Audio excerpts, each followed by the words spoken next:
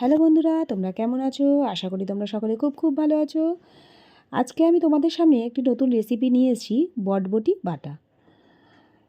আমি কিছু বটবটি নিয়ে তাকে ভালো করে পরিষ্কার করে ধুয়ে নিয়ে অল্প কিছু স্বাদ মতন লঙ্কা, কাঁচা লঙ্কা, 1 কোয়া রসুন দিয়ে ভালো করে একটি পেস্ট বানিয়ে নিলাম।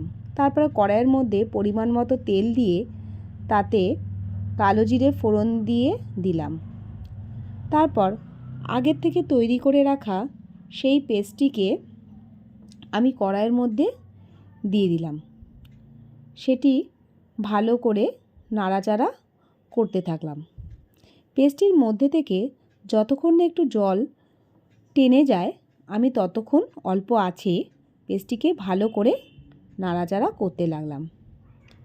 তারপর সেই বটবটি বাটাটার মধ্যে আমি পরিমাণ মতো নুন ও হলুদ দিয়ে ভালো করে পেস্টটিকে আবারও নাড়াচাড়া করতে থাকলাম।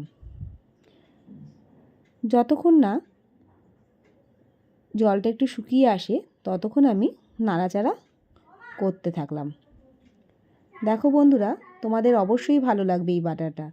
তোমরা গরম গরম ভাতে খেয়ে দেখবে, তোমাদের অবশ্যই এই বাটাটা ভালো লাগবে। কিছুটা জল শুকিয়ে যাওয়ার পরে আমি স্বাদ অনুযায়ী চিনি দিয়ে দিলাম। দেখো বন্ধুরা, জল একদম শুকিয়ে গেছে, একদম মাখা মাখা হয়ে গেছে। এরপর কড়াই থেকে নামিয়ে নিয়ে তোমরা গরম গরম ভাতের সঙ্গে খাবে, তোমাদের অবশ্যই ভালো লাগবে। বাই বাই বন্ধুরা, ভালো থেকো।